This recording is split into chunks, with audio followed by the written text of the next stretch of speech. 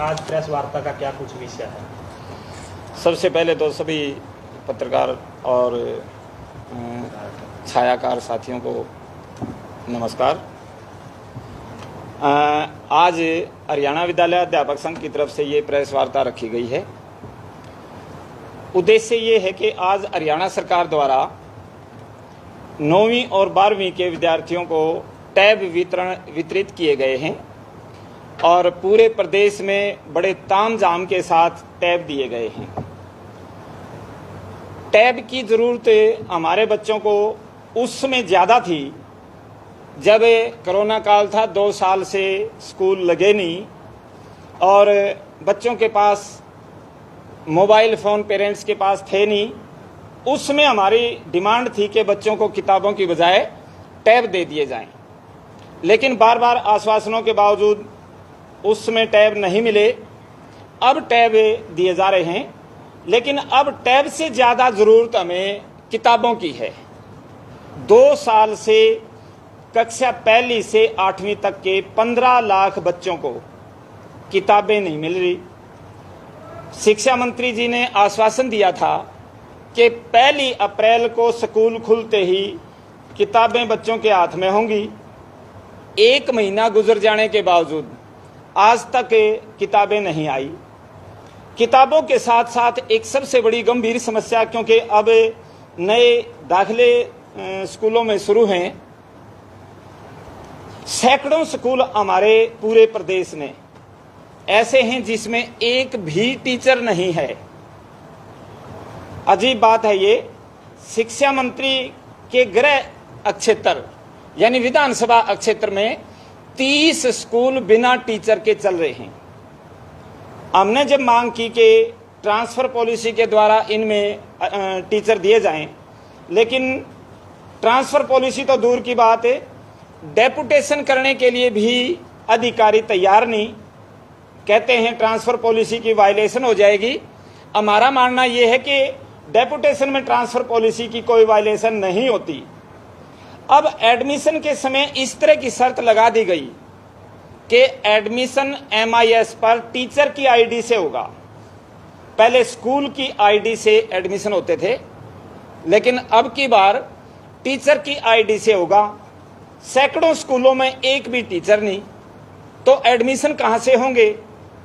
1 महीने के बाद बार बार कहने के, बार बार लिखने के बावजूद 1 महीने के बाद अब कल से लेटर जारी किया है कि स्कूल की आईडी से एडमिशन होंगे। इसके साथ साथ एडमिशन से संबंधित अब की बार परिवार पहचान पत्र लागू किया गया है कि एडमिशन के साथ साथ बच्चे का परिवार पहचान पत्र भी दिया जाए। लेकिन बहुत से हमारे प्रवासी मजदूरों के जो बच्चे हमारे स्कूलों में आते हैं, उनके परिवार पहचान पत्र है नहीं। परिवार पहचान पत्र की वजह से उनके स्कूलों में एडमिशन नहीं हो रहे। इसी प्रकार मॉडल संस्कृति स्कूलों के नाम से सरकार ने बच्चों पर फीस लागू की है।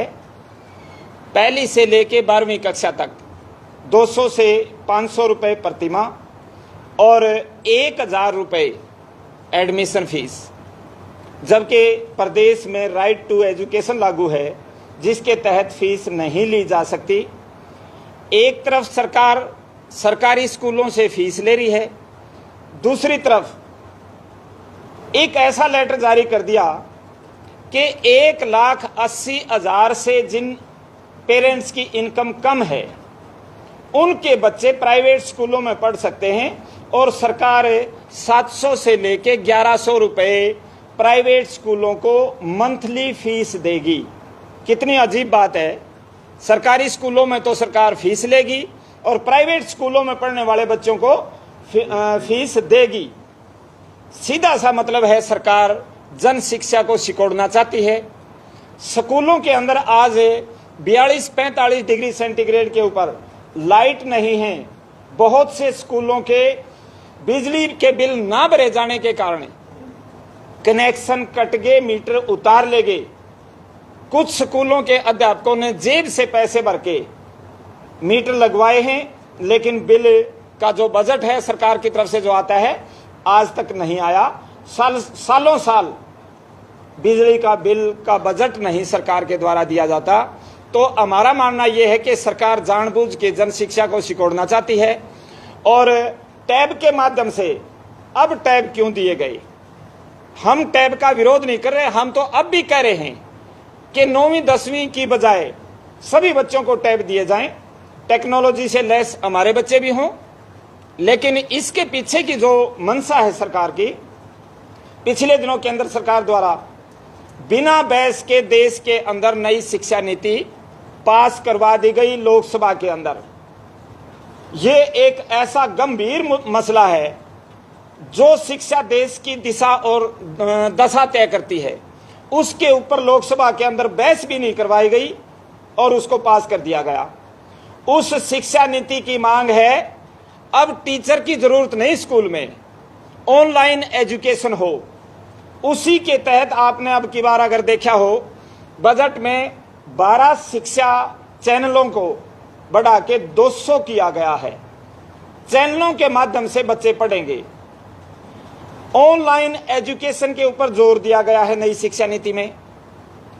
उस ऑनलाइन एजुकेशन के तहत ही नई ऑनलाइन एजुकेशन के लिए यूनिवर्सिटियां खोलने का प्रावधान है।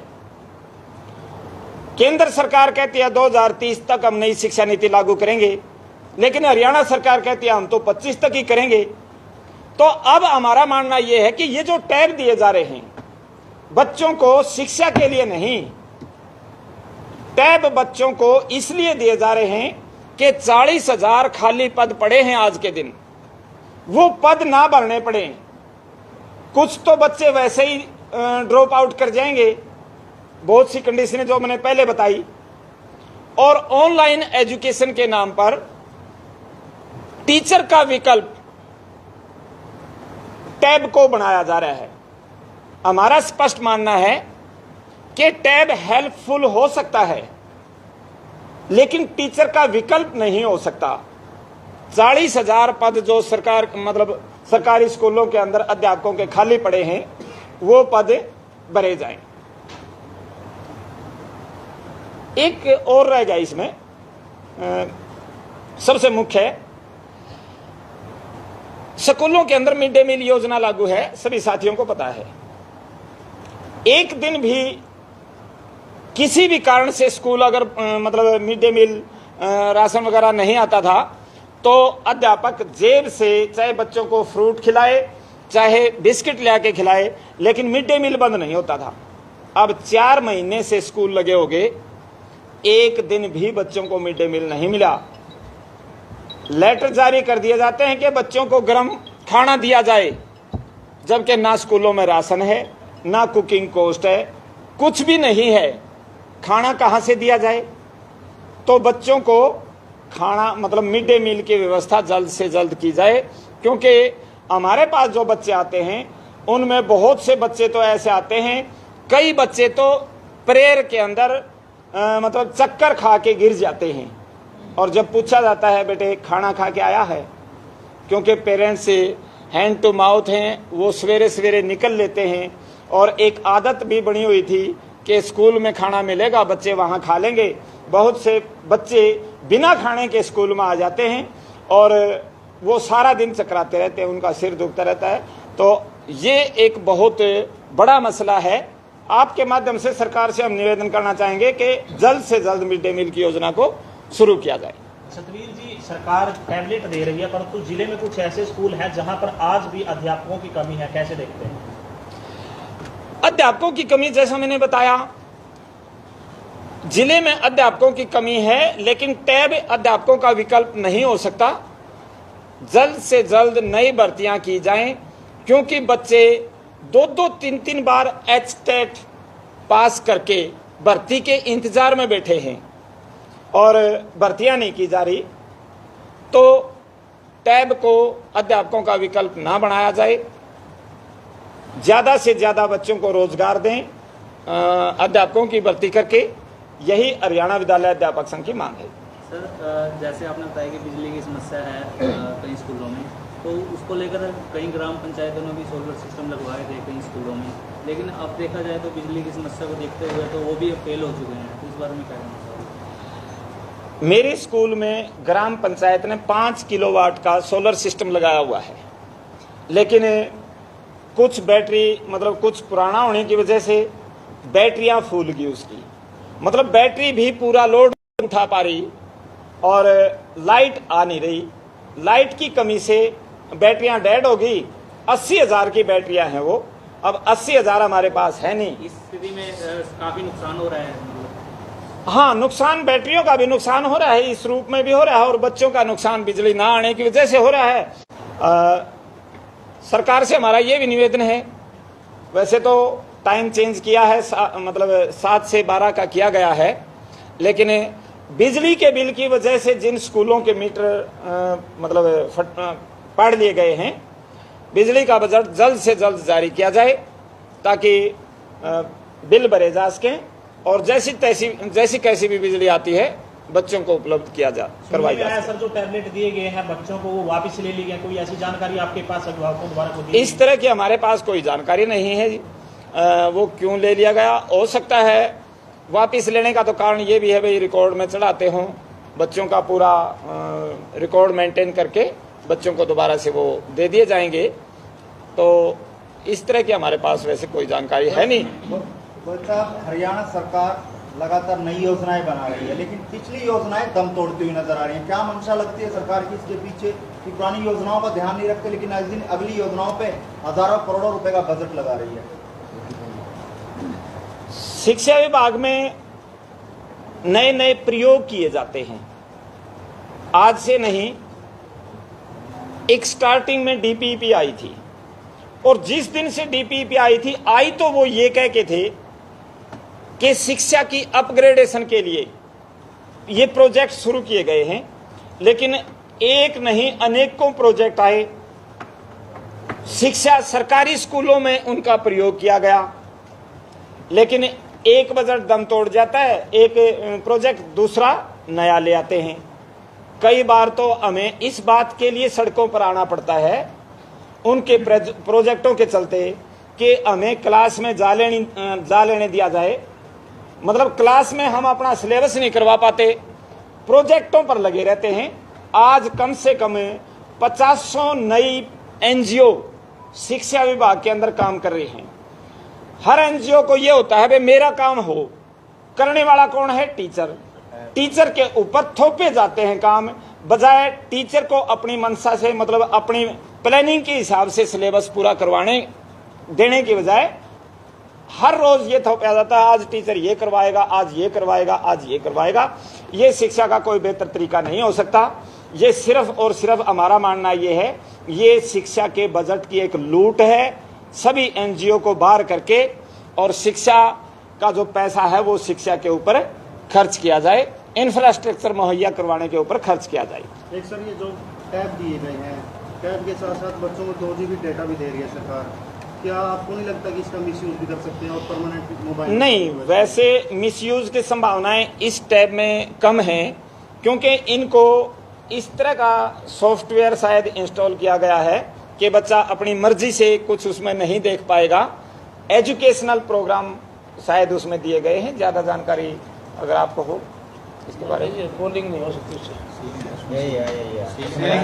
जैसे आपने बताया किताबें नहीं, 2 साल से किताबें हैं नहीं, टैबलेट बांट दिए गए, क्या भविष्य जो बच्चों का है इस टैबलेट से सुधरेगा, भविष्य उज्जवल हो पाएगा? किताबें हैं नहीं, बच्चे को किताब मस्ट है। टैबलेट तो आज मोबाइल के अंदर तरह तरह की वीडियोस हैं, एक से एक चैनल बने हुए हैं। अगर वीडियोस से चैनलों से एजुकेशन होती तो स्कूलों की जरूरत ही नहीं होती, बच्चे चैनलों के माध्यम से एजुकेशन ले सकते हैं। आज भी अनेकों हैं, बायजूस जैसे बहुत से प्रोजेक्ट चले हुए हैं, मतलब कंपनियां चली हुई हैं जो एजुकेशनल मटेरियल प्रोवाइड करवाती हैं, लेकिन किताब ही विकल्प मतलब किताब ही मस्ट है। रोहित जी, आखिरी सवाल, अध्यापक संघ जो टैबलेट दिए गए हरियाणा सरकार का विरोध करती है या इसमें पक्षधर है? विरोध हम इसलिए नहीं करते कि हमने इनकी डिमांड कोरोना काल के अंदर की थी, और टेक्नोलॉजी की बात है तो हमारे बच्चे भी टेक्नोलॉजी से लैस हों, हम इसका विरोध तो नहीं करते, लेकिन समय के अनुसार आज किताबों की ज्यादा जरूरत है। उसके बाद टैब तो हेल्पफुल हो सकते हैं, बच्चे की नॉलेज को अपग्रेडेशन के लिए वो हेल्पफुल हो सकते हैं, लेकिन किताब का विकल्प और टीचर का विकल्प टैब नहीं हो सकता। बच्चों की आंखों पे असर नहीं डालेगा सरकार? बच्चों के आंखों पर भी असर डालेगा। जो हम पहले कह चुके, अकेले टैब से एजुकेशन नहीं हो सकती, पढ़ाई नहीं हो सकती। ये नई एजुकेशन पॉलिसी जिसको ये कह के प्रचारित किया जा रहा है कि वो क्रांतिकारी परिवर्तन करेगी, वही एजुकेशन पॉलिसी है ये। आज देश को और देश के युवाओं को सबसे सख्त जरूरत है रोजगार की। अगर देश के युवा को रोजगार नहीं मिला तो ब्रेन ड्रेन को नहीं रोका जा सकता, और आने वाले समय में बेरोजगारी के दंश को बर्दाश्त ना करते हुए या तो युवा गलत रास्ते की तरफ अग्रसर होंगे या कोई सुसाइड करेंगे,